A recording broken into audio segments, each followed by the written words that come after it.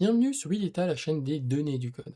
Je suis Vestin et aujourd'hui je vais vous montrer comment on va faire une petite analyse avec des données qui sont disponibles en ligne. Donc de base, vous n'avez pas forcément besoin d'avoir un haut niveau sur R, mais ce serait bien d'avoir quelques bases.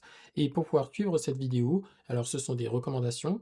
Vous pouvez très bien suivre ces vidéos après, mais c'est mieux de les suivre avant de regarder cette vidéo pour avoir une meilleure compréhension. Alors je vous recommande très chaleureusement d'aller regarder nos 2 vidéos sur Tidyverse, donc Tidyverse première partie et deuxième partie. Je vous recommande aussi d'aller regarder notre vidéo sur R Markdown en bref, qui parle aussi de R Markdown et de Quarto. Et ensuite, si vous voulez faire un peu de zèle, mais ce sont des choses qu'on va voir dans la vidéo, vous pouvez aller regarder les bonnes pratiques sur R. Vous pouvez aussi aller regarder notre série de vidéos sur la statistique avec R et regarder notre série de vidéos sur ggplot2.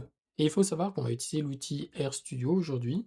Et s'il y a des choses que vous ne comprenez pas dans l'organisation ou dans certaines choses que je n'ai pas forcément expliquées, alors vous pouvez aller regarder la vidéo confort dans RStudio. Et bien sûr, vous êtes complètement libre de nous écrire en commentaire. Et tous les liens qui vont être présentés dans cette vidéo ainsi que les vidéos précédentes seront en description et aussi en commentaire. Bienvenue sur Ideta, la chaîne des données du code. Aujourd'hui, nous allons voir comment faire une pyramide des âges. Vous allez voir, c'est très facile et c'est très modulaire. Alors, les pyramides des âges, c'est vraiment quelque chose qu'on utilise énormément en démographie, et ça nous permet en fait, en quelque sorte, de voir comment une population est structurée. Donc ici, pour chaque niveau, normalement vous avez des âges, ici vous avez typiquement des années, donc qui correspondent à des cohortes. Mais ici, en fait, avec ces informations-là, vous savez, typiquement d'un côté, on a les hommes, on a les femmes, on a le nombre de personnes, justement, de chaque côté, et ici, on a les âges. Les âges peuvent être représentés sur les côtés ou peuvent être représentés au centre, c'est vraiment égal.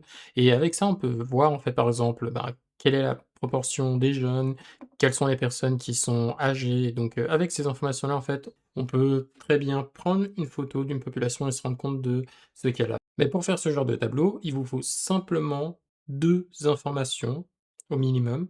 Il vous faut l'âge des personnes et leur sexe. Et ensuite, il vous suffit de compter tout ça et après vous aurez, leur effectif. Donc, pour faire notre analyse, on va utiliser les données du Swiss Stat Explorer parce que je vis en Suisse et c'est là où, je fais la plupart de mes recherches démographiques. Mais vous pouvez vraiment le faire, comme je vous l'ai dit, du moment que vous avez, des informations sur le sexe et l'âge. Donc ici, c'est regroupé par thème et bien sûr, vous aurez tous les liens en description. Alors, nous, c'est la part population qui nous intéresse et nous, on va regarder dans effectifs et évolution. Et ici, on a plein d'informations, donc si jamais vous travaillez avec ces données-là, lorsque c'est indiqué ménage, en fait, vous allez compter, les ménages, donc les groupes de personnes, alors que nous, on s'intéresse vraiment à la population. Donc nous, on va prendre cette information-là, donc population résidente permanente, donc on va cliquer par ici. Si jamais ici, c'est vraiment pas un tutoriel pour le Swiss Stat Explorer, donc on ira assez vite. Ici, on va regarder, on a différentes informations sur la gauche, donc on va pouvoir cliquer dessus. Vous voyez qu'ici, on a d'autres informations donc on va toucher. Mais là, vous avez un premier tableau qui est effectué. Vous allez dans période ici. Et nous, on peut choisir une période qui va de 2010 à 2024, par exemple. Moi, franchement, je vais me contenter de prendre l'année 2024 pour éviter de faire trop d'informations, parce que la dernière vidéo qu'on avait faite, elle était assez longue. Donc on va faire quelque chose d'assez simple. Ici, on va s'intéresser à 2 types de populations. On a la population résidente permanente et la population résidente non permanente. En Suisse, c'est vraiment une distinction pour savoir, la population suisse qui réside sur le territoire, plus la population étrangère, qui vit pour au moins une année, dans le territoire. Donc ça nous permet de savoir, en fait, quelle proportion de personnes restent longtemps. Ici, on va pas trop s'intéresser à tout ce qui est question de région linguistique. On va simplement prendre le total. En ce qui concerne la catégorie de nationalité, là, on sera assez intéressé. On va regarder la part des Suisses et des étrangers parce que la Suisse a une histoire migratoire assez importante. Ici, c'est très important d'avoir la distinction, comme ça on peut faire cette pyramide des âges entre le masculin et le féminin. Et ensuite ici, il faut prendre tout le total, donc on va prendre tous les éléments, sauf la partie totale.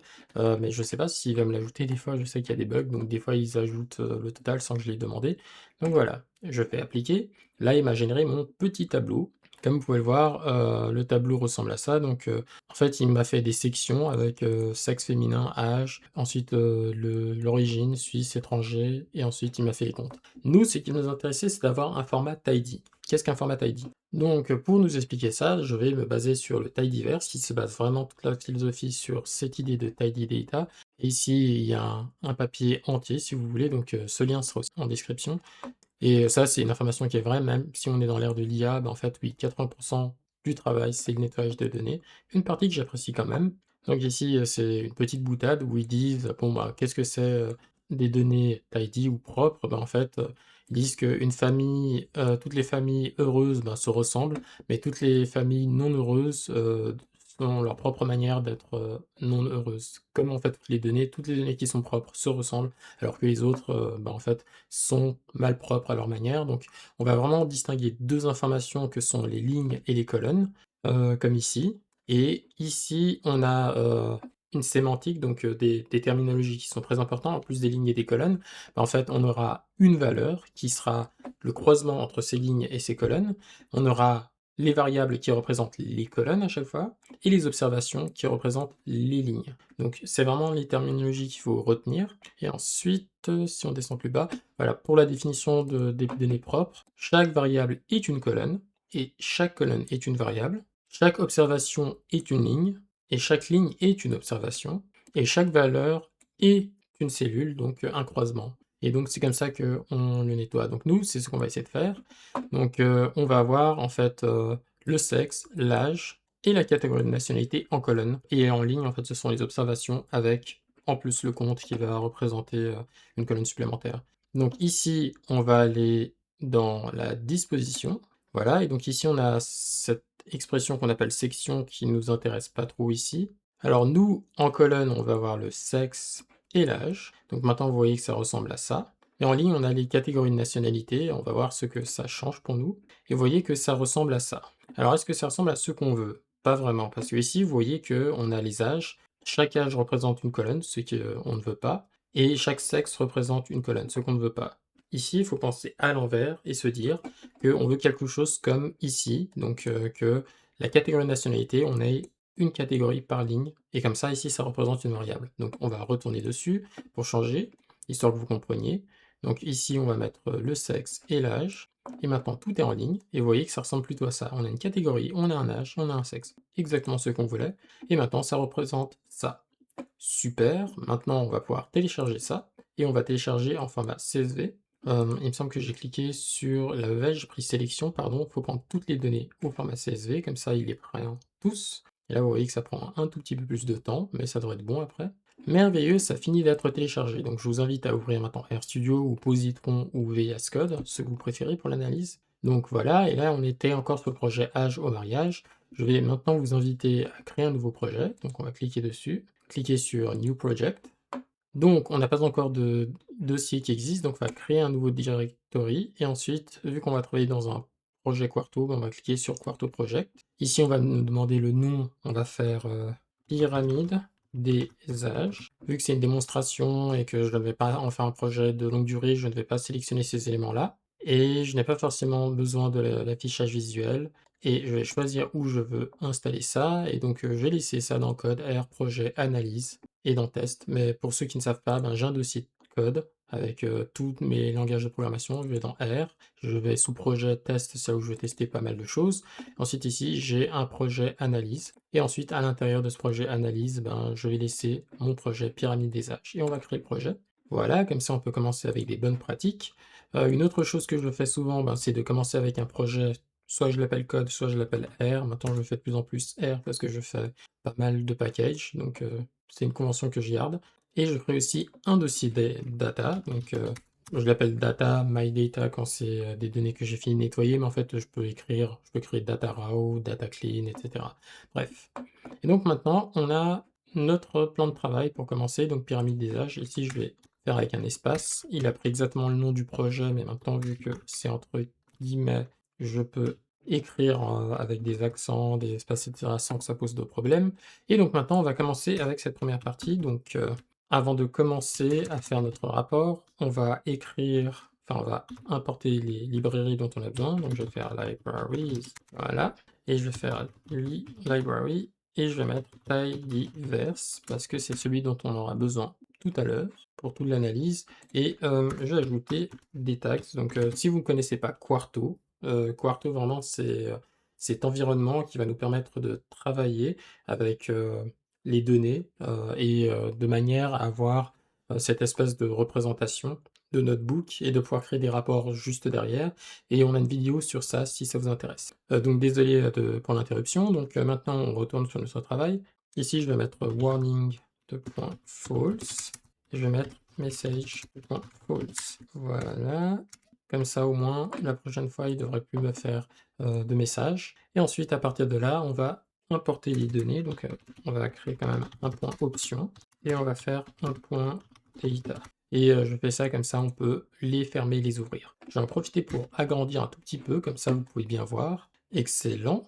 Maintenant, je vais aller dans mon dossier de téléchargement et amener les données ici dans, data. Donc, je vais ouvrir téléchargement. Alors je suis dans téléchargement maintenant et on a plein de données, donc là, c'est les données que je vais faire en me trompant, donc je vais supprimer ça et il y a ces données-là que je devrais déplacer. Donc si jamais, vous êtes un peu ennuyé de devoir retrouver le dossier et cetera, ce que je fais de plus en plus, c'est d'aller dans cette partie-là, terminal, écrire explorer.exe. Et ensuite ici, ça va m'ouvrir, l'explorateur de fichiers, donc et ici, je vais pouvoir ouvrir data, voilà, ouvrir l'autre, téléchargement et déplacer ça dedans. Et vous voyez que c'est assez rapide. Donc voilà, c'est fait. Donc normalement, si je regarde ici dans Data, ben voilà, j'ai mes données, c'est super. Donc maintenant, je vais importer ces données. Donc pour faire ça, je vais faire read CSV. Ensuite, je vais prendre les données qui se trouvent dans Data et vous voyez qu'il me les affiche. Donc ici, ce que j'ai fait, pardon, j'oublie toujours d'expliquer, c'est qu'une fois que je vais vers les guillemets, j'appuie sur Tab et ensuite ça va m'ouvrir cet explorateur. Pour rentrer dans un fichier, j'appuie sur Tab et pour sélectionner un fichier, je fais Enter. Donc voilà, donc quand je vais lancer ça, il va me faire apparaître notre petit tableau de données. Super, donc je vais juste fermer ça, histoire qu'on voit bien. Et donc vous voyez qu'on a plein de colonnes. Ici c'est pratique en ayant Quarto parce qu'il nous permet d'avoir cette visualisation, mais parfois j'aime bien utiliser Glimpse simplement, donc je retourne dans la console, je vais descendre ça, et de reprendre par exemple notre jeu de données. Donc ici notre jeu de données, je vais appeler population 0, voilà, hop, et je vais mettre une flèche. Voilà, comme ça, c'est affiché dedans, et je peux faire un glimpse. Alors je le fais ici parce que c'est plus visible ici que sur le Quarto, je vous montrerai, mais donc ici je peux faire population 0, voilà, et vous voyez que ça apparaît de cette manière-là. Et vous voyez que avec ça, on peut voir chaque variable qui existe, donc on a son nom, on a son type, et on a les premières valeurs, donc ici vous voyez que c'est énorme à cause de liste de code pour les statuts d'observation qui prend toute la place. Donc la première chose qu'on devra faire, c'est faire une sélection de variables. Donc je vais me mettre là, et je vais faire ça, donc je vais faire une pipe, CTRL majuscule M. Ici, je vais vous montrer que c'est vraiment tout dans une ligne, mais c'est juste qu'en fermant ici, en fait, ça se replie. Et ici, on va se dire, bon, déjà, j'ai pas des noms de variables très intéressants et très jolis, donc je vais devoir nettoyer ça, et pour ça, je vais utiliser la librairie Janitor. Voilà, donc Janitor a été lancé, et on va utiliser la fonction cleanNames. On va faire cleanNames, voilà, et on va faire un petit glimpse ici, pour qu'on l'aille sur le côté, population 0, et d'ailleurs, ça me rappelle que je vous ai promis de vous le montrer ici, que ça donne glimpse population 0. Voilà, et on va juste fermer ça comme ça, histoire que vous voyez. Voilà, ça ressemble à ça, donc c'est quand même assez visible, l'air de rien, si ça prend toute la place. Mais parfois, suivant quoi, ça peut apparaître bizarrement. Mais j'ai l'impression qu'ici, on peut continuer par là, donc c'est pas mal. Mais j'aime bien l'avoir quand même de côté ici, parce que au moins, j'ai le code avec. Mais bon, c'est à vous de choisir. Donc ici, on va se dire, qu'est-ce qu'on choisit comme variable? Donc tout ce qui est de structure, on s'en fiche, parce qu'apparemment, c'est des métadonnées qui sont plutôt là pour les personnes qui travaillent avec ces données, pas pour la recherche, mais plutôt pour du nettoyage ou de la classification ou quoi que ce soit. Donc nous, ce qui va nous intéresser, ben, c'est le type de population. Donc vous voyez que les variables sont à double, une fois en anglais, une fois en français. Et en français, on dirait que les valeurs représentent plus ce qu'on recherche. Donc on va prendre type de population. Donc ici, je vais faire un select. Et vu que je vais choisir plusieurs variables et que je vais les voir bien, ben, je vais les faire une par ligne. Donc là, j'ai choisi type de population. Excellent. Alors il y a la région linguistique. Donc on peut choisir la région linguistique juste ici. Voilà. Hop. Ensuite, plus bas, qu'est-ce qu'on a? On a la catégorie de nationalité, super, catégorie de nationalité, puis on a le sexe, ici on va le prendre en français. Ensuite, on a l'âge 2, on va pouvoir récupérer ça. Ensuite, là, on a la fréquence, comme vous pouvez le voir juste ici. Mais en fait, si on regarde de plus près, cette fréquence n'a pas l'air d'être ce qu'on cherche, parce qu'ici, apparemment, c'est peut-être la période d'analyse, donc ici c'est annuel. Donc ça m'intéresse pas trop. Donc moi je vais prendre time period, et apparemment on a plusieurs années, c'est incroyable ça. Ok, je m'y attendais absolument pas. Et je pense que ça vient du fait que j'ai sélectionné en fait tout. Donc ici on a notre période de temps, donc on va pouvoir récupérer ça, parce que période en dessous on n'a que des valeurs manquantes. Hop, on va pouvoir faire ça comme ça. Et ensuite, ici, il faut qu'on ait le nombre d'observations. Voilà, là, on a le nombre de comptes. Parfait. Donc là, on a ops value.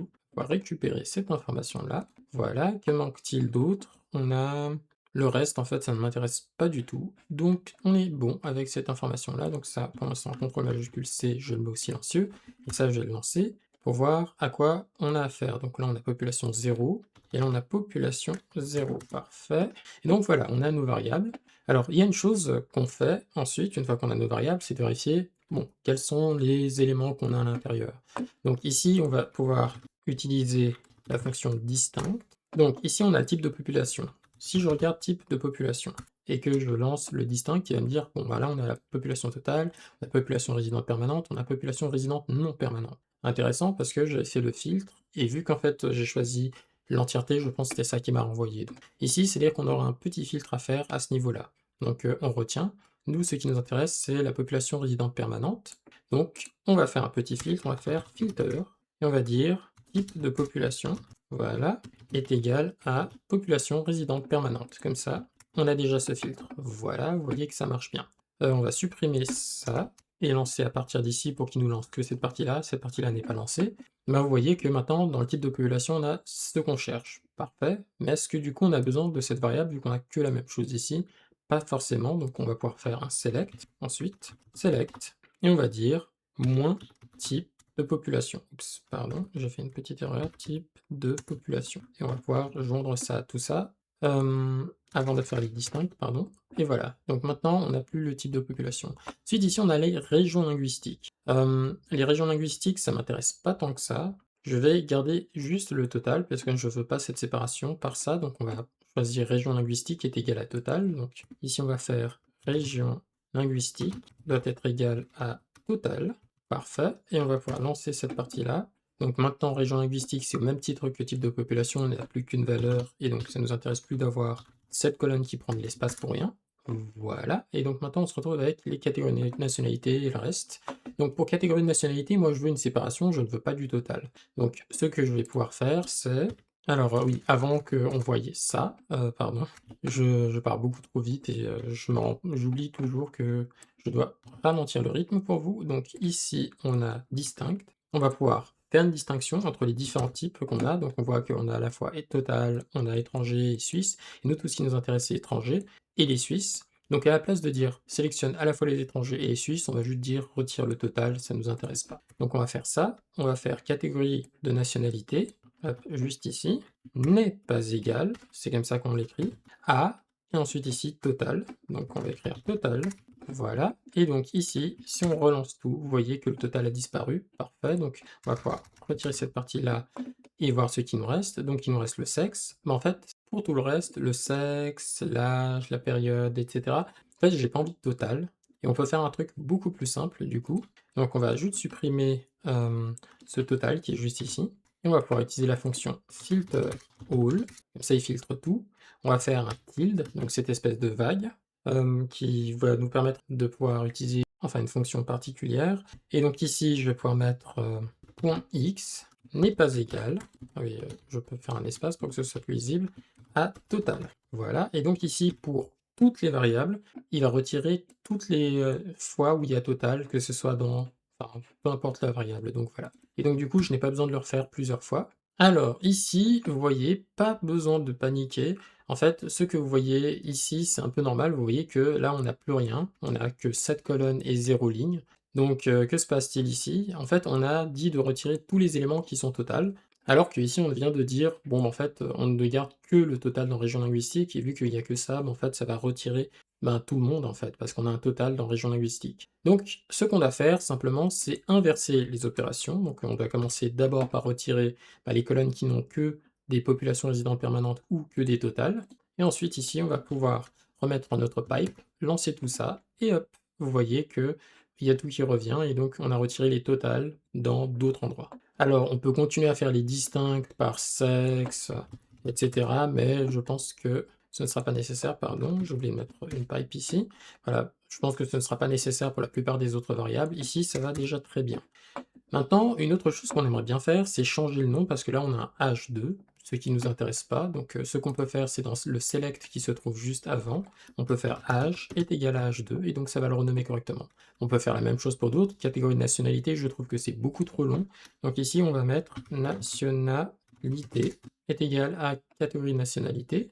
Et est-ce qu'en un autre endroit où on aimerait changer, on a ops value et moi je vais mettre ici effectif. Voilà. Et je vais pouvoir lancer ça. D'ailleurs, juste par lisibilité, je vais sauter une ligne. Ici, voilà. Et ensuite, quand je vais lancer tout ça, vous voyez que âge est devenu âge. Enfin, H2 est devenu âge. Là, on a le time period. On va l'appeler année aussi. Donc, année est égal à time period. Voilà. Et ensuite, ici, on a notre population qui est devenue effective. Donc voilà, on a vraiment tout ce qu'il nous faut maintenant. Donc maintenant, on a notre première version et on va l'appeler population 1, voilà, et on va retirer le glimpse en bas qui nous fait défaut, CTRL D, et on va renommer cette partie-là, donc données propres. Voilà. On va pouvoir commencer notre première analyse, donc on va appeler cette partie-là première pyramide des âges. Voilà, et je pense que ça devrait être bon. Donc, nous, on va s'intéresser à une année en particulier. On va dire qu'on va prendre l'année 2024, parce que c'est l'année la plus élevée. Donc, on va faire population 1. Il ne me l'a pas encore créé. Pardon, j'ai oublié de la lancer. Voilà, j'ai lancé. Et maintenant, si je lance ça, voilà, j'ai population 1 qui se trouve juste ici. On va faire un petit filtre. Du coup, on va faire filter. Je vais sauter une ligne et je vais dire année est égal à 2024, parce qu'il me semble que c'est l'année la plus avancée qu'on a dans les données, donc voilà, on a l'année 2024. Donc c'est cool, on peut déjà travailler avec tout ça. La question maintenant, si on veut faire un tableau simple pour cette année, là on se concentre juste sur le sexe et l'âge, comment faire pour que ces effectifs soient groupés? Parce que vous voyez qu'en fait on a le sexe et l'âge pour les Suisses et les étrangers, je vais vous montrer de cette manière-là, arrange, on a nationalité, ah non, on va commencer par sexe, puis âge, puis nationalité. Voilà. Donc vous voyez que pour chaque femme de 0 ans, en fait, on a la proportion, enfin le nombre pour l'effectif pour les Suisses et l'effectif pour les étrangers. Donc nous, on veut que ce soit juste un seul, on ne veut pas faire de distinction pour l'instant. Donc comment va-t-on faire ça? Alors c'est assez simple.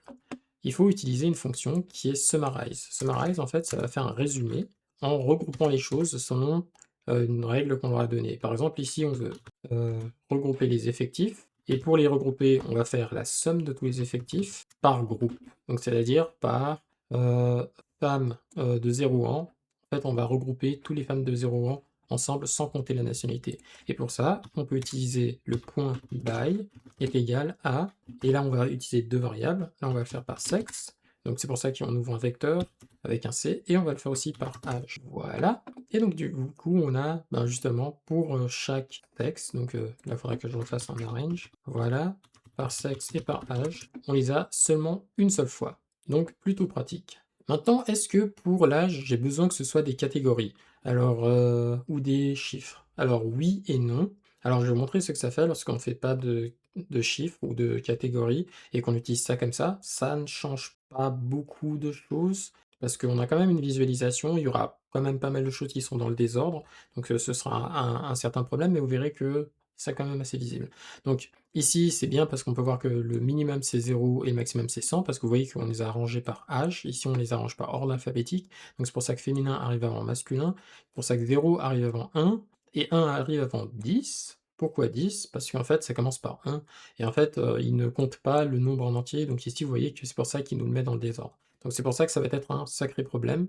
Je vais vous montrer à quoi ressemble la visualisation en partant du principe qu'on est naïf et qu'on fait l'erreur, et ensuite je vous montrerai comment on corrige cette erreur. Donc ici, on va faire hop, 2024, voilà. Voilà, donc maintenant on a la population de 2024. Et on va essayer de faire notre pyramide des âges. Faisons d'abord un graphique classique. Donc on va faire graphe simple. Donc on a notre pop 24 qui ressemble à ça. Donc on a notre sexe, on a l'âge, on a l'effectif. On va utiliser la librairie ggplot2. Donc ici on va faire ggplot AES. Alors ici, pour représenter, nos pyramides des âges, on retourne sur les graphiques. Donc je vous rappelle, une pyramide des âges, c'est ça. Donc on a en base, donc en axe des X, les effectifs et en axe des Y, on a les âges. Donc on va faire la même chose. En axe des X, ici, on aura les effectifs et en axe des Y, on aura l'âge. Pour l'instant, on ne fait pas de distinction avec le sexe, voilà. Ici, c'est un plus, pardon, voilà. On va faire Géome, Col, parce que ce sont finalement des barres. Voilà, et ça ressemble à ça, donc vous voyez, c'est assez gigantesque, juste dézoomer pour que vous voyez. Voilà. Donc ici, ça devient illisible. Ici, on a 0, 1, on a après 1 an, puis on a 10 ans, puis après on a 100 ans, et ensuite on a d'autres nombres. Donc ici, vous voyez que c'est pas très représentatif dans cet ordre-là, et on a quand même quelque chose qui est assez spécial. Mais on peut quand même, on sait que certains des groupes sont quand même regroupés entre eux, donc par dizaines, donc c'est déjà une information. Mais nous, on veut quelque chose de propre, donc ce qu'on peut faire, c'est que on va regrouper par catégorie d'âge. Donc on va regarder ça tout de suite avec POP24, ensuite on va l'appliquer plus haut. Donc je vais rezoomer un coup, comme ça vous voyez bien. Donc si je prends POP24, moi ce que je veux, c'est que ces âges-là soient regroupés par catégorie. Donc on a plusieurs manières de le faire. Donc premièrement, on va déjà transformer ça en chiffres, comme ça c'est plus facile à traiter. Donc on a plusieurs manières de le faire, soit on peut retirer les ans, soit on peut retirer tout ce qui est après un chiffre, etc. Mais ce qu'on va faire, nous, c'est utiliser un regex pour que ce soit plus rapide. Le regex, c'est vraiment cet élément qui nous permet de traiter du texte et de pouvoir les retrouver par forme. Par exemple, un texte qui a deux L et qui finit par P ou quoi que ce soit, ou un texte qui a autant de nombres. Et nous, ici, on va extraire les chiffres. Donc on va utiliser str extract. Ensuite, on va prendre de la colonne H. Ici, on va extraire tous les chiffres. Donc, si vous vous intéressez vraiment à str extract et donc la librairie string R de laquelle il vient, on a une vidéo sur ça. Ici, on va simplement faire deux dash et un D pour dire que nous, on veut un digit, c'est-à-dire un chiffre. On va ouvrir les accolades et dire qu'on veut un chiffre qui va de 1 à 3, donc c'est-à-dire qu'il peut y avoir 1 à 3 chiffres d'affilée. C'est ce qui nous intéresse. Et lorsqu'on va lancer ça, hop, vous voyez, nous avons que les chiffres. Et pourquoi je fais ça? C'est parce qu'après, on a aussi le chiffre 100, 100 et plus. Et en fait, c'est quand même une structure différente. Donc, nous, ce qu'on veut, c'est les chiffres. Maintenant, vous voyez que c'est toujours de type caractère. Donc, on va changer ça. On va mettre une virgule. On va faire h est égal à as.numérique, on peut faire, mais integer, vu qu'on sait que c'est que des nombres qui augmentent de 1 à chaque fois, donc on va faire h. Voilà, et vous voyez, c'est très beau, on a maintenant notre integer. Donc typiquement, on pourrait récupérer cette information-là et refaire notre graphique juste en dessous. Hop. Mais vous voyez que c'est pas super comme ça s'affiche, parce que ici on a des chiffres et qui s'affichent de manière très spéciale. Donc non. Donc, maintenant qu'on a ça, on aimerait les regrouper en catégories. Donc, comment les regrouper en catégories? On a plusieurs manières pour faire ça. Donc, je vais créer une variable qui s'appelle catégorie h. Donc, on a une manière qui est un peu plus rapide, directe, etc. C'est d'utiliser quelque chose comme ntile. Donc, ntile, ça va être très pratique. Ici, ça va nous les découper en fait en groupes de même taille. Et ici, on peut s'en servir parce qu'en fait, il va les remettre dans l'ordre, ensuite découper les groupes. Par exemple, si je lui dis de découper en 20, on a 100 parties, il va découper de allant de 1 à 5, etc. Ou de 0 à 5. Il se base pas tellement sur le chiffre, mais plutôt sur l'ordre. Ici, ça peut nous aider parce que vous voyez que on a des âges qui sont numérotés et que en fait les effectifs, donc la pondération est à côté. Si on avait une autre pondération et qu'on avait vraiment des variances dans le nombre d'individus, en fait, ça ne serait pas super. Donc je vous montre à quoi ça ressemble et pourquoi en fait on ne va pas utiliser cette méthode-là. Donc ici, on va dire qu'on veut 20 groupes. Je vais lancer ça et hop, vous voyez que maintenant on a la catégorie d'âge. Donc maintenant, 80 appartient au groupe 16. Et par exemple, vous avez 63 qui appartient au groupe 13 et 64 qui appartient au groupe 13 aussi. Donc c'est-à-dire qu'ils sont regroupés. Après, il faudrait que je les renomme, mais je préfère pas cette méthode parce que elle est rapide, c'est super, mais en fait, on préfère être explicite lorsqu'on fait ce genre de choses pour être sûr de savoir ce qui se passe. Donc ici, on va utiliser une méthode qui est case match. Alors peut-être que vous connaissez déjà case when. Case when, c'est une augmentation des fonctions if et else. Dans if et else, vous dites voici la condition, voici ce qui se passe quand elle est respectée, voici ce qui se passe quand elle n'est pas respectée. Dans case when, vous dites quand tu as ces éléments-là, fais ça. Quand tu as ces éléments-là, fais ça.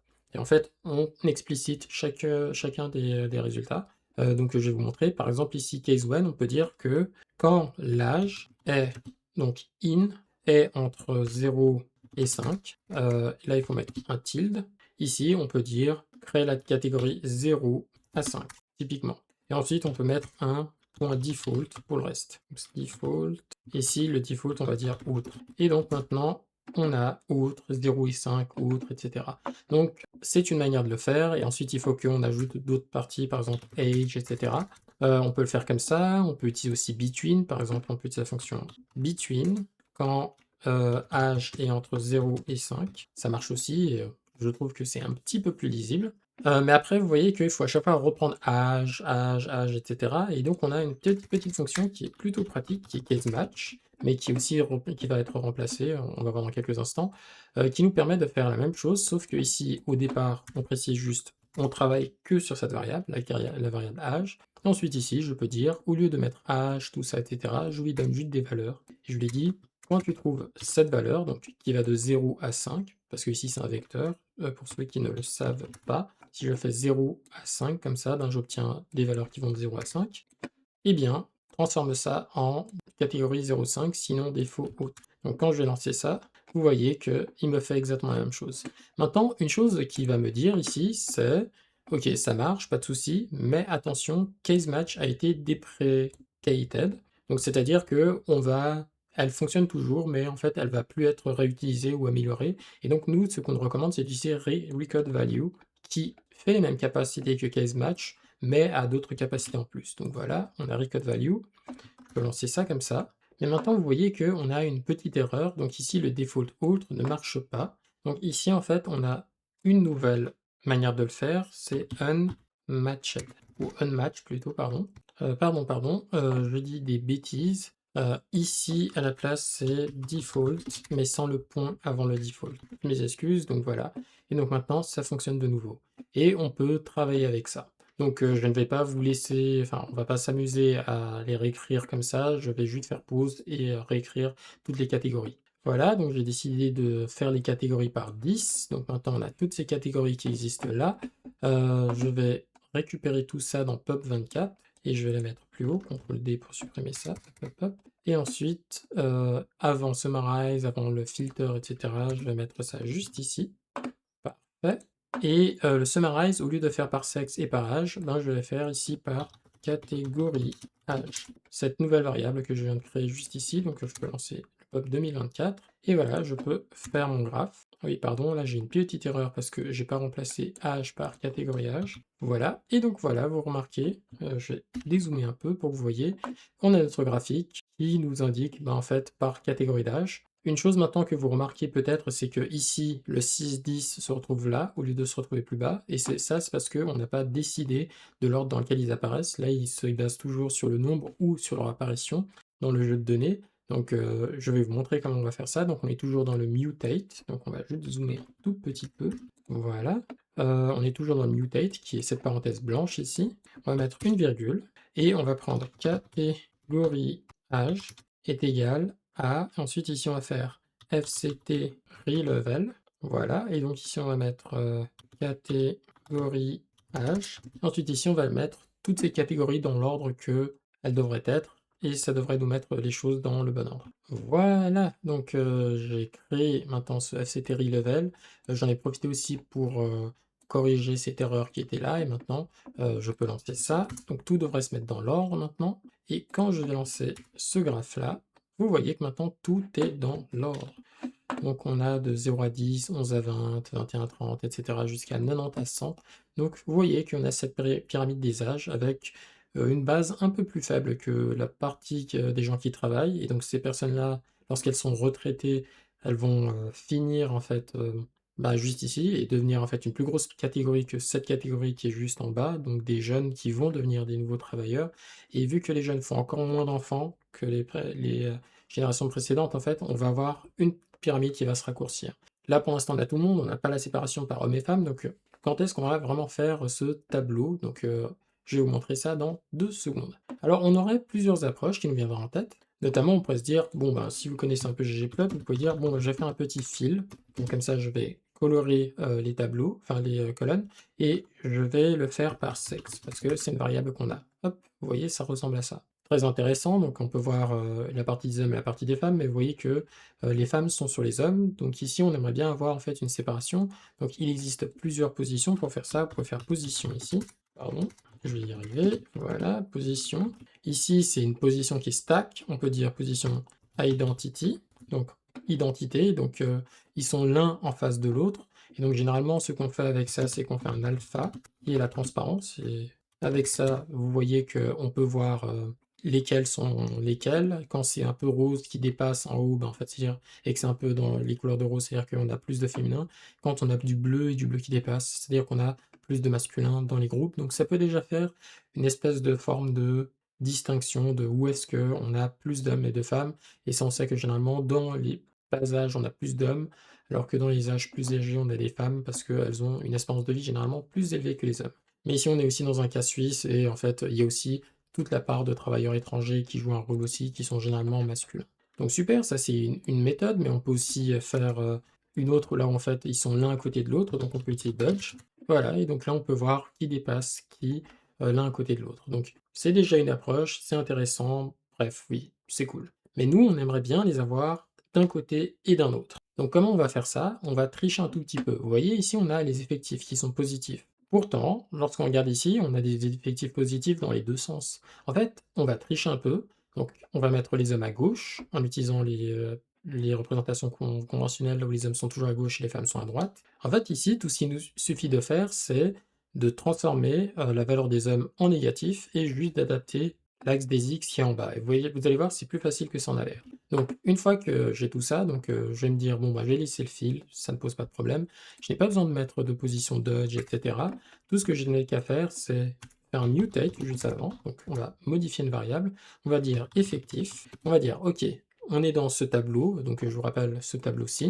On a une ligne qui représente le sexe, la catégorie d'âge et l'effectif. On va lui dire, OK, effectif, quand tu es de sexe masculin, ben, devient négatif. Et ça, c'est assez facile à faire. On fait juste if else. Donc, si dans la même ligne, sexe est égal à masculin, on va ajouter un espace juste ici. Alors, que faire quand c'est vrai? On va faire 0 moins effectif. Mais que faire quand c'est le sexe féminin, donc quand c'est pas vrai masculin? Ben, en fait, je vais la garder effectif tel quel. Super. Donc, on va tout joindre. Et hop, vous voyez qu'il nous a fait notre pyramide des âges, avec ici des nombres en négatif et des nombres en positif ici. Donc, pour pouvoir, bon là c'est en écriture scientifique, mais là vous voyez moins. Alors, pour changer ça en nombre positif, on va juste faire un changement. Donc, on va prendre dans cet axe, donc le scale x, donc le scale des effectifs, faire scale x. Quel type c'est? C'est des valeurs continues. Donc, on va faire scale x continuous. Et ensuite, on va lui dire garde des valeurs, mais change le label. On va faire labels est égal. Et là, on peut lui donner une fonction pour qu'il applique partout. Et on a une fonction qui est bien pratique. Donc, imaginez que j'ai des valeurs qui vont de moins 2 à 2. Voilà, donc je viens de lancer ça. Ici, ben, on aura moins 2, moins 1, 0, 1 et 2. Si je fais la valeur, enfin la fonction abs, qui est la fonction absolue, et en fait, je vais juste séparer ça pour éviter qu'il me fasse remonter à chaque fois en haut.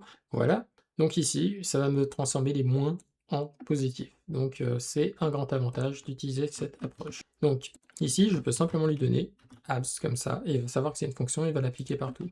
Et quand je vais lancer tout ça, hop, vous voyez, maintenant il m'a transformé ça en positif. Et donc maintenant on a notre petit tableau, enfin notre petit graphe, avec ici féminin et masculin, donc c'est quelque chose de très intéressant. Donc on peut retourner dans nos graphes. Dans nos graphes, vous voyez qu'on peut avoir différents types d'approches, et ici, on a différentes méthodes pour pouvoir faire les graphes. Ici, ce qu'on peut faire, c'est qu'on peut faire une séparation. Donc là, on a fait, là, il y a une analyse qui a été faite pour voir en fait la pyramide des âges en comparant l'année 2000 et une projection à l'année 2050. Et nous, on va faire ça, mais avec le statut de nationalité, donc de savoir si la personne est immigrante ou non.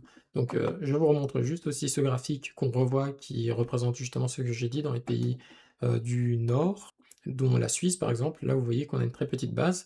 Mais là, en fait, on se rend compte que, bon, là, on a une très grosse base et que quand même, même si ce petit groupe-là passait à la retraite, mais ici, on a quand même des bases suffisantes qui vont tenir le coup quelques temps. En fait, ça cache une réalité, c'est qu'ici, on a quand même une grosse partie de population étrangère qui aide à balancer ça. Donc on va regarder ça tout de suite. Donc une chose qu'on va faire, avant tout, c'est de récupérer ce mutate et le mettre dès le départ. Comme ça, en fait, toutes les données vont profiter. Donc on va remonter ici. Donc dans population, après le filter all, on va ajouter ce mutate. S'il veut bien, voilà. Et donc quand j'ai lancé ça, normalement, voilà, c'est bon. Donc maintenant, on a population 1 qui a maintenant cette catégorie d'âge. Et maintenant, si je lance ça, ça devrait fonctionner, parfait. Et là aussi, parce que tout ce qu'on a fait, c'est déplacer les variables plus haut. Mais donc, l'avantage, c'est que maintenant, dans population 1, on a déjà cette catégorie d'âge comme variable. Je vais vous montrer juste ici, parce qu'on va faire la suite. Donc, on va faire apport des étrangers. Voilà. Et donc, si je fais population 1, voilà, donc vous voyez que nous avons cette population, mais on a aussi les catégories d'âge qui ont été créées, donc c'est super, on va pouvoir s'en servir immédiatement. Donc comme on l'a dit tout à l'heure, on va essayer de récupérer quand même l'année 2024, donc je vais juste copier ça pour gagner du temps, au lieu de devoir tout réécrire. Voilà, donc là on se filtre pour l'année 2024, donc comme vous pouvez le voir juste ici, année 2024. Maintenant, j'aimerais prendre en compte cette séparation de Suisse et d'étrangers. Comment faire ça? Rien de plus simple, je peux littéralement copier-coller ce qui a été fait juste avant. Hop, et je vais coller ça là. Sauf que, en plus de sexe et catégorie d'âge, je vais aussi ajouter la nationalité. Et donc, c'est égal l'ordre dans lequel je l'écris. Je pourrais très bien le mettre devant, après, etc. Et donc maintenant, on a ces trois catégories qui nous servent dans les effectifs. Alors du coup, je vais pouvoir mettre ça dans, je vais appeler ça PopNat 2024 pour aller assez vite. Voilà, maintenant on a ces données par population. Et d'ailleurs, ça me rappelle que ça, j'aimerais bien le séparer en groupe, CTRL ALT I. Voilà, comme ça c'est séparé et ça nous pose moins de problèmes. Et je vais faire la même chose aussi ici. Donc maintenant on a la population. Bon, ça c'est Pop 2024. Nous c'est la PopNat 2024 qui nous intéresse. Voilà. Donc on pourrait se dire, on va faire comme tout à l'heure, on va faire naïvement. Donc là maintenant, on n'a plus besoin, enfin oui, on a encore besoin de cet effectif ici, donc on va juste recopier tout ça. On va mettre tout ça là. Voilà, donc on va faire comme tout à l'heure, naïvement, on va lancer ça. Donc on a exactement la même chose, il n'y a rien qui a changé. Parce que ici, ce qu'il va faire, c'est qu'il va automatiquement les regrouper par catégorie. Maintenant, comment faire pour qu'on compte ce groupe d'étrangers? On pourrait se dire naïvement, au lieu de séparer par sexe, on pourrait dire, allez, maintenant, on va séparer par catégorie d'étrangers. Donc ici, on va faire nationalité. Donc voilà. Et c'est déjà une chose qui marche bien. Donc là, on a les résultats. Bon, par contre, on ne voit pas la séparation. Donc je vais vous demander d'ajouter typiquement un géome. Et ici, en fait, on va ajouter une ligne donc, qui sera verticale parce qu'on a le V-line donc pour les lignes verticales et on a le géome H-line pour les version horizontale. On a aussi labline pour tout ce qui est en fait parallèle. Donc geom vline, on a ce geom vline qui s'est créé et dedans, en fait, on va prendre là où ça va être en interception, donc le x. Donc là, vous voyez qu'on a le x intercept. On va faire x intercept et on va lui mettre à 0. Voilà. Et donc maintenant, on a une meilleure représentation, une meilleure séparation. Et donc vous voyez que là, ça nous donne déjà des informations. Typiquement, on voit que dans les étrangers, si on regarde la part, en fait, la Suisse se retrouverait avec une base encore plus mince, et ici, on n'aurait pas assez de travailleurs pour la nouvelle génération qui passerait directement en tant que retraité, parce que vous voyez que c'est la plus grande ici, juste derrière, c'est beaucoup plus petit. Donc en fait, les étrangers sont là pour limiter ce phénomène qu'on appelle le vieillissement de la population, dont j'ai oublié de vous parler jusqu'à maintenant. Donc on a une population vieillissante, on a une proportion de vieux plus âgés qu'une proportion de personnes jeunes.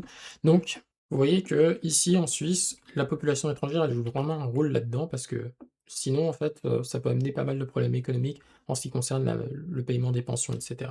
Donc ça, c'est une première représentation, mais vous voyez qu'elle est pas très jolie. Qu'est-ce qui se passe si j'aimerais aussi faire une différence de couleur entre hommes et femmes? Parce que là, en fait, vous voyez qu'il n'y a pas vraiment d'informations, donc je pourrais les ajouter manuellement ici.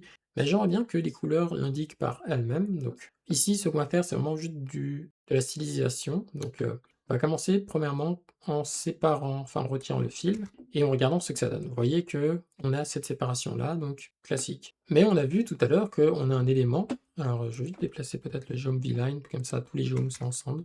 Voilà. pardon, ce que je disais, c'est qu'on a vu tout à l'heure qu'il y a un élément qu'on pouvait changer dans les géomes. Ici, c'est le alpha. Le alpha va nous permettre de décider la transparence des éléments. Vous voyez qu'ici, c'est beaucoup plus transparent. OK, cool. Mais qu'est-ce qu'on va pouvoir faire avec ça? Ben, en fait, on va pouvoir faire une différence entre les étrangers et les Suisses. Et par exemple, on va pouvoir faire, donc là j'ai mis catégorie d'âge, j'aurais dû mettre Y, mais bon, il a compris tout seul. Ici, on va faire alpha, et ensuite on va faire nationalité. Alors la différence de mettre alpha ici dans l'AES et dans les colonnes, directement dans le géome, ça va juste impliquer, toucher tous les éléments de géome, alors qu'ici, ça va prendre chaque valeur d'une variable spécifique et ça va lui attribuer un alpha. Donc on va regarder à quoi ça ressemble lorsqu'on fait ça. Hop. Et donc vous voyez que au centre, on a les Suisses avec pas de transparence du tout, et les étrangers avec une transparence quand même assez élevée. Et l'avantage avec ça, c'est que si je fais ensuite un fil pour faire par sexe aussi, donc je fais sexe, voilà, bah vous voyez qu'on a cette séparation-là qui se fait. Bon, maintenant, c'est pas super, c'est pas terrible, parce que vous voyez que là, c'est très transparent et on voit pas grand-chose. On aimerait quand même pouvoir voir cette différence faite correctement. Donc ici, on va créer un scale supplémentaire. Donc cette fois-ci, on va prendre l'axe de la transparence. On va faire scale alpha. Ensuite, ici, vu qu'on n'a que deux catégories pour la transparence, on a étranger et suisse, bah ici, on va faire discrète et pas continuous. Donc c'est la différence entre discrète et continuous. Et il y a un paramètre qui est assez important dedans, c'est le paramètre range. Donc l'étendue. Donc ici, on va lui dire, bon ben, moi j'aimerais comme valeur, pour la première valeur discrète, ici qui est étranger, ben, moi j'aimerais une valeur de 0,7. Et pour la valeur des Suisses, moi j'aimerais une valeur de 1. Donc 1, c'est entier. Et quand on se rapproche des 0, on est beaucoup plus transparent. Et donc vous voyez que maintenant on a des couleurs qui sont un peu plus proches les unes des autres et qui sont un peu plus parlantes. Et donc on voit qu'au centre, ben, en fait, on a les Suisses, et là on a l'apport des étrangers, donc là c'est quelque chose d'un peu plus stylisé. On va aussi styliser dans d'autres sens, en ajoutant d'autres éléments. Typiquement, on va se dire que premièrement, il nous faut que les labels, enfin que les légendes soient plus hauts. Donc on va mettre thème legend position, on va mettre ça dans le top, sans majuscule. Voilà, comme ça maintenant tout est au top et vous voyez que ça laisse plus d'espace ici. On va aussi changer le thème parce que j'aime pas du tout ces thèmes avec les trucs gris derrière. Donc l'avantage c'est qu'on va pouvoir le faire pour tous. On va monter tout en haut et je vais mettre thème 7. Voilà. Et ici je vais choisir un thème, donc c'est thème black and white, je crois que c'est. Et je lance ça. Et maintenant, l'avantage c'est que si je relance un ancien graphique, comme par exemple celui-ci, ben, ça va être appliqué aussi sur ce graphique. Voilà, donc on a ça qui a été fait.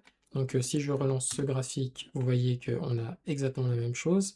Il nous faut aussi changer d'autres choses. Donc ici, la catégorie d'âge, on n'a pas forcément besoin de l'indiquer, mais voilà, je vais le retirer. Effectif, je vais mettre une majuscule et je vais ajouter un titre. Je vais faire labs pour pouvoir changer en fait tout ce qui est titre à gauche et à droite. Je vais même changer aussi sexe et nationalité pour mettre des majuscules et peut-être des accents aussi. Donc je vais mettre title est égal à, ici je vais mettre contribution de la population étrangère. Je vais ajouter du coup pour les couleurs, donc ici c'est un fil, ça va devenir sexe avec une majuscule au départ. Je vais aussi ajouter pour la nationalité, donc ici c'est le alpha, ça va, donc ici c'est la couleur alpha, ça va être nationalité avec un N majuscule. En ce qui concerne le X, ici ce sera un effectif avec un majuscule, effectif. Et ici dans catégorie d'âge, mais en fait moi je ne veux rien, donc dans les Y, je vais mettre nul. Et voilà, maintenant je vais lancer tout ça, et vous voyez qu'il y a tout qui s'est mis en place. Donc voilà, on peut aussi changer ici la séparation, pour dire moi je veux des séparations qui vont de 5, etc. Vu que c'est en millions, je pourrais faire ça, typiquement, je vais prendre le scale X continuous, voilà, donc ici je vais faire breaks, pour dire les séparations, et on va faire une séquence, hop, qui va de, là c'est 400 000, donc je suppose qu'on peut aller jusqu'à 1 million, donc on va dire de moins 1 million, ou peut-être que c'est trop, on verra, à 1 million, pardon, j'ai oublié un 0, voilà, par pas de 100 000, et on va voir ce que ça donne.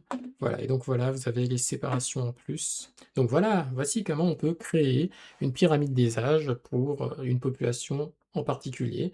Et ici, ben, je fais une petite analyse pour voir avec, les différences de nationalité. Alors vous n'êtes pas obligé de choisir des nationalités spécifiques, vous pouvez aussi choisir une différence entre des années, une différence entre des régions, une différence, entre des classes, sociales, des classes économiques et cetera. Donc, franchement ici, il n'y a pas vraiment de limite, donc laissez-vous aller, donc, il y a beaucoup de choses que vous pouvez faire avec ça. Donc, je m'excuse pour cette vidéo longue, mais, ce type de format nécessite, du temps pour que tout soit expliqué de A à Z.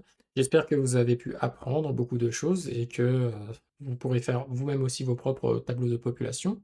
Et en attendant de se revoir dans de prochaines vidéos, portez-vous bien et à bientôt.